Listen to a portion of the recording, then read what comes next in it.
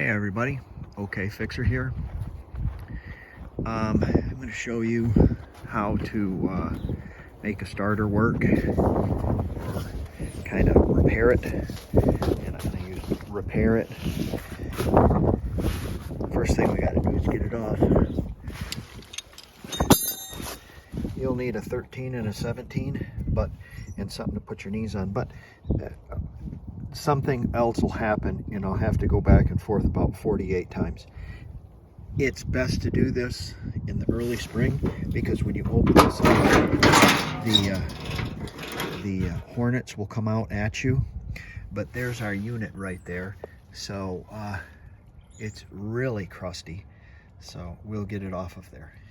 I'm not even sure if I'll be able to fix this because the amount of screwed on this, it's just awful. It looks like this car's been underwater for some time. Okay, your engine bolt has already been taken out right there. So there's another bolt, a 17, that's, come on, focus. Oh, wires are blank. That's right here. Now, if someone hasn't boogered it all up, there'll be a push-on connection on your solenoid, starter solenoid, yeah.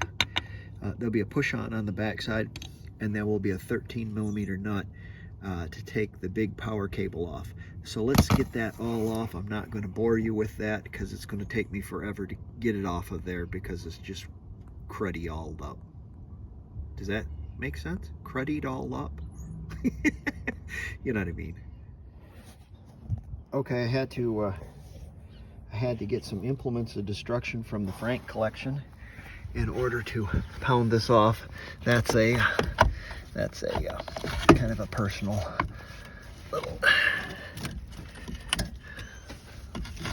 thing. Okay, that came off, and what we have is the short starter. They made two of them. They made a long one and they made a short one.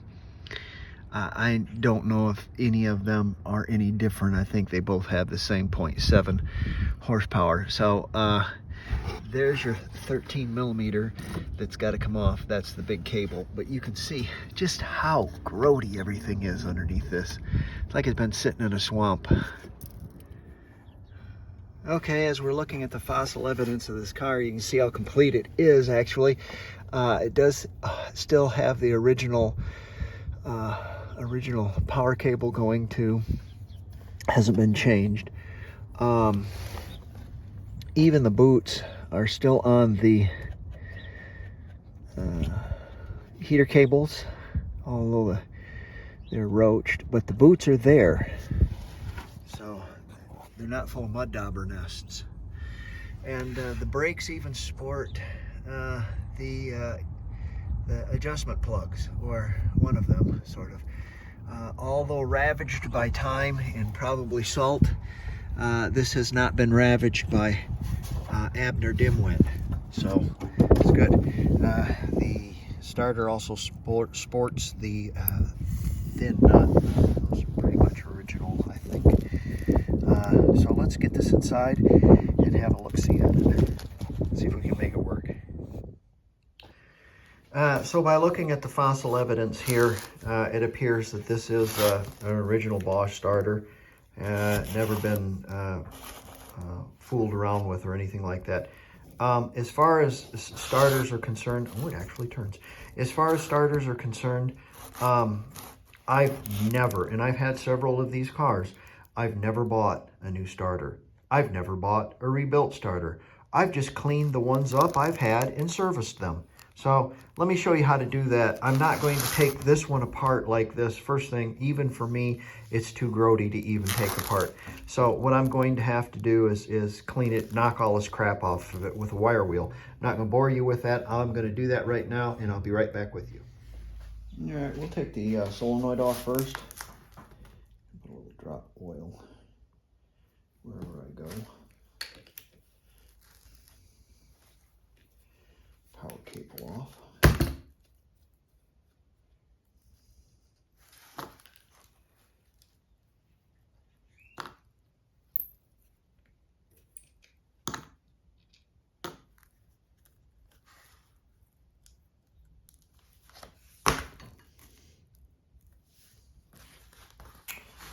Then we'll take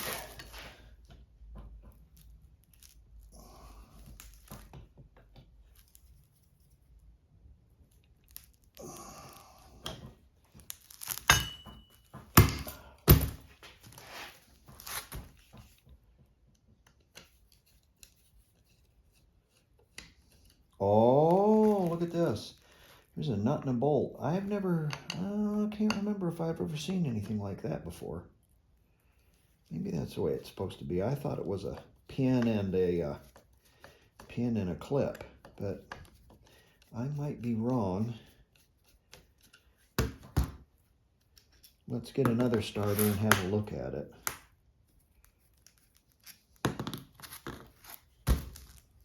Actually, it's pretty clean underneath all that. Let's get another starter and look at that.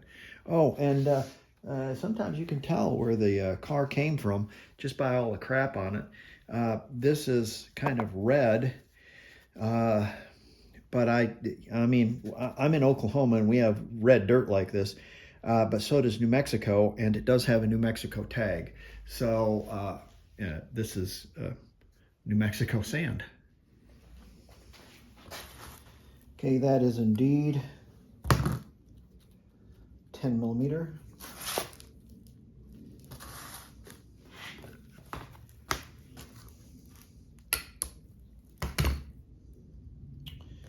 Here's the other side of the longer starter, and it also has a 10 millimeter. So it's the same, and I'm going to put both of them together for you. I don't think there's an advantage over either of them. The book says they're both 0.7 horsepower. So there's our longer starter. All right, we'll take this out.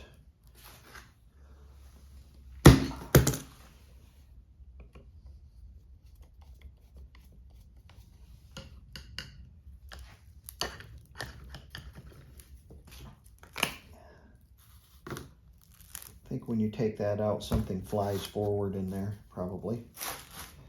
And we'll give this a couple of whacks. Come off of there. Still haven't take that off. Right there.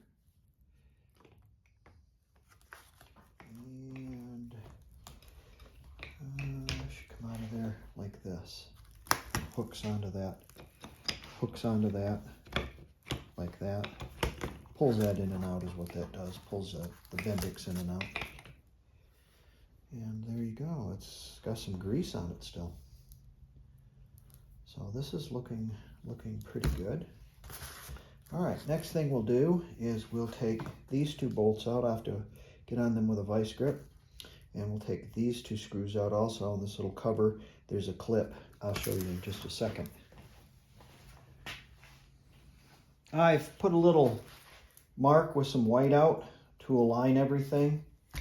I'm going to take these back two screws out right here. I've already broken them loose. And so, or I say I have.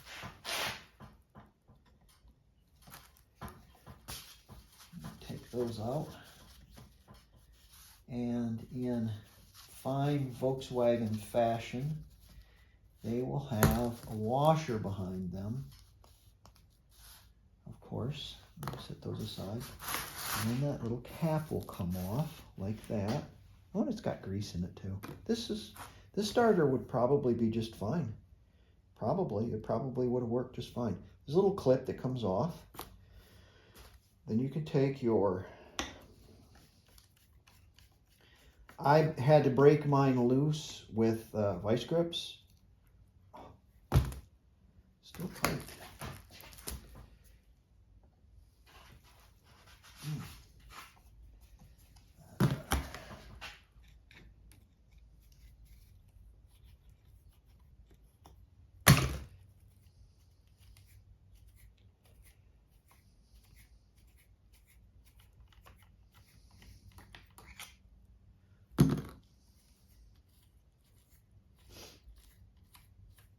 So I don't know how much one of these starters cost.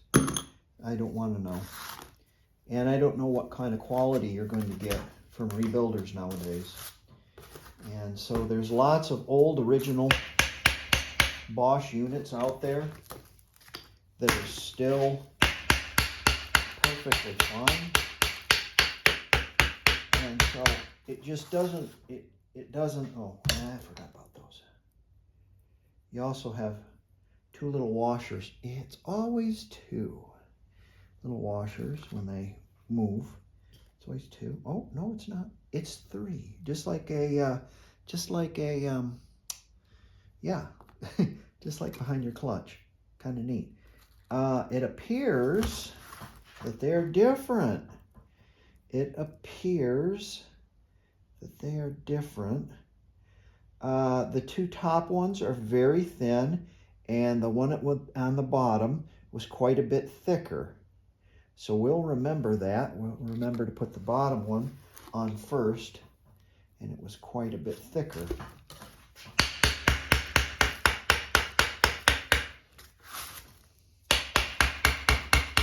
Very important is this right here is a little rubber piece.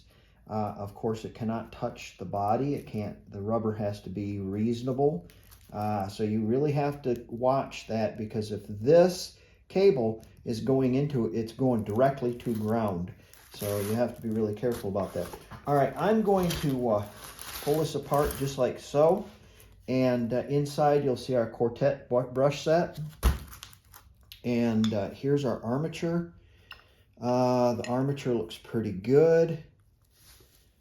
Looks pretty good. Looks pretty good. What happens to these starters, and these are built like a stone, but if you abuse them, you know, it doesn't take much, and they get hot. And what happens is when they get hot, all the enamel comes off or burns off of the windings, and then it shorts itself out, and you're done. So a lot of the times people have one of these starters, and it'll be froze up, or it won't have any grease in it or something like that, and they'll just keep trying it and trying it and trying it until you let the smoke out. Once you let the smoke out, well, you're done. We're going to clean our commutator up. We're going to clean out that with a razor blade. I'm not going to cut the mica down any. I'm just going to clean it out with a razor blade. Everything looks okay. I need to take this end piece off so I can show you the brushes in here. They are quite nice. And they have a quartet of brushes, four brushes instead of two, because with 4 brushes you can put more, into it, more amperage into it, more load into the starter. It'll give it more power. It has to do with the windings too. I can't remember how it's wound a certain way. That's why they use a quartet. But another reason that they use 4 is because it's more power. You can put more power to the armature. All right, let me try to get that apart, and I'll see you in just a second.